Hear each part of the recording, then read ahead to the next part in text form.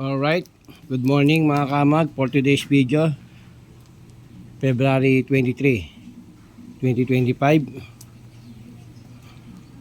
Sold out na yung ating ginawa na 5,000 floating bags mga kamag.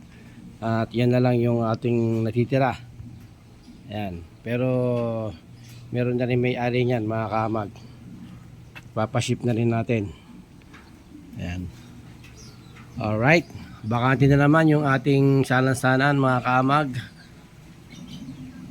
At syempre meron tayong nakaabang uli dyan na isasalansan natin. At gagawa ulit tayo ng patubuan ng kabute mga kamag. Yan, ito yung mga kusot natin. Yung mga nakasako na yan mga kamag, yan ay hindi pa siya nakakompose. Pero itong nakatalokbong na yan, yan yung nakakompose na mga kamag. Malapit na natin yan i-process para gawing fruiting bags. 6,000 ang bilang yan mga kamag kapag nagawa natin na fruiting bags. Alright, yan. Tuloy-tuloy lang tayo sa ating pagkakabute sa ating mushroom production para sa ekonomiya. Yan. Alright. Kung bibili kayo ng mushroom floating bags, siguraduhin nyo na high quality at 100% na magbubunga ito mga kamag. Yan. Ito yung ating mushroom floating bags. Fully ramified. Yan. Napapasin nyo mga kamag, meron tayong nakahiga dyan. Yan yung mga reject. Yan. Siyempre, lagi ko sinasabi mga kamag sa ating production, hindi natin may iwasan ang magkaroon tayo ng reject sa bawat production na ating ginagawa. Yan. Pero, kinakailangan ang reject nyo ay mangilan-ngilan lang. Approximately mga kamag sa ginawa natin na 5,000 floating bags. Sa ginawa natin 5,000 floating bags mga kamag, ang reject natin ay 100 pieces. Ayan. 100 pieces or wala pa. Ito ay nasa 60 pieces lang. Ayan. Mga ganyan-ganyang sistema na yan. 60 pieces lang yan mga kamag. Yan. Yan yung ating babantayan mga kamag. Kapag kaganyan ang ating naging reject sa dami ng ating ginawang floating bag sa 5,000, ibig sabihin nun, good. Very good. Yung ating proseso, lahat ng proseso na ating ginawa at pinagdaanan magmula sa pagko-compose at sa pasteurization ng ating floating bags. Ayan. Ngayon mga kamag, kukontingus natin yung deliver natin. Papunta tayo ngayon ng Barangay Bulong Buhangin, Santa Maria, Bulacan. Ito yung last batch na dadalhin natin doon sa ating growing house doon para tuloy-tuloy yung pagpo-produce ng white oyster mushroom. Kaya samahan nyo kami mga kamag. Magdadala tayo ng last batch natin ng patubuan ng kabute. Alright? Let's go mga kamag. Alright mga kamag, nandito ulit tayo sa Santa Maria, Bulacan.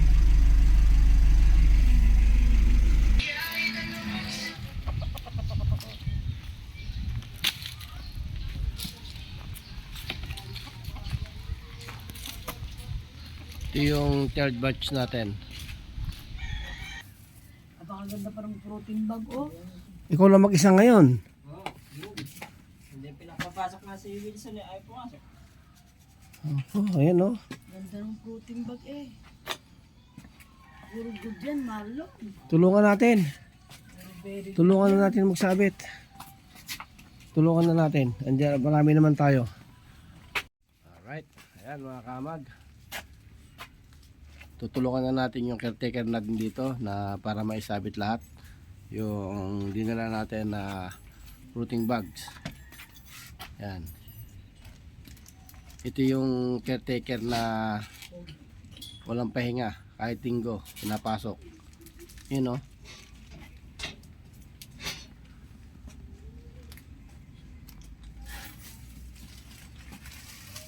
Kaya kasi mga kaamag, yung floating bag ay maisabit na natin. Hindi siya pwedeng magtagal sa sako.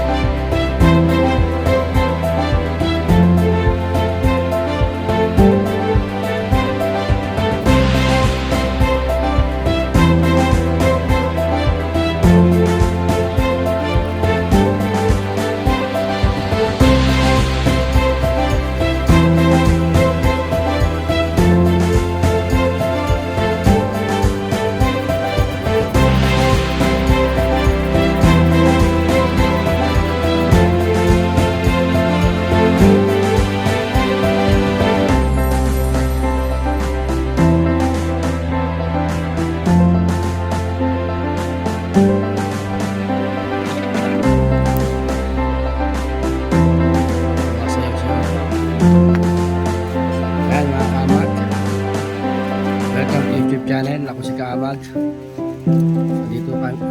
Andito kami ngayon sa Santa Maria, Bulacan. At yung tagasabit natin ay talagang happy lang. Today is February 23, araw ng linggo.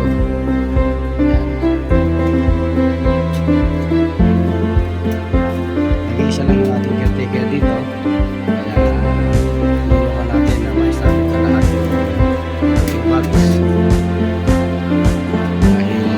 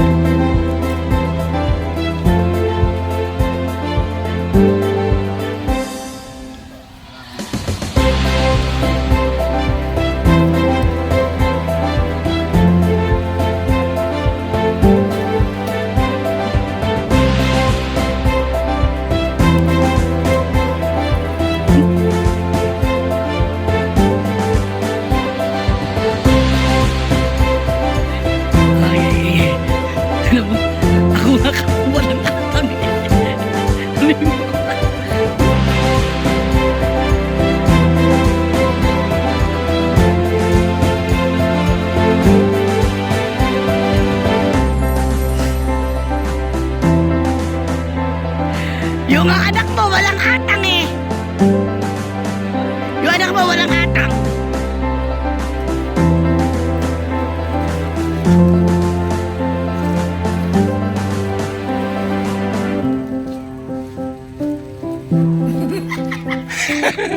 Oo nga no, malakas pa sa akin. Ano ba yan?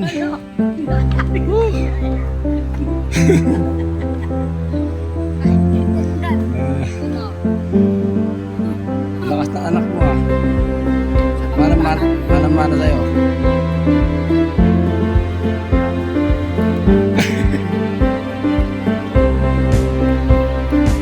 Yun o. Dahan-dahan, pama.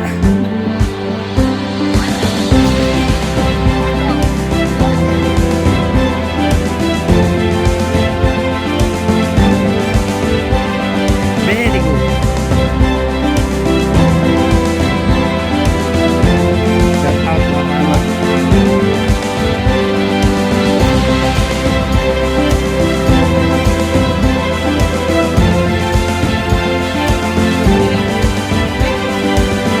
Next.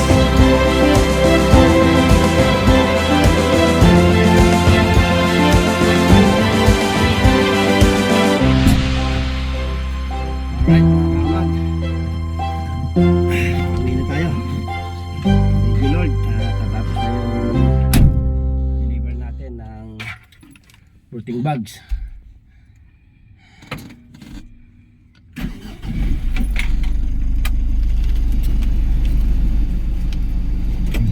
Alright, let's go. Thank you for watching and God bless you all. Bye.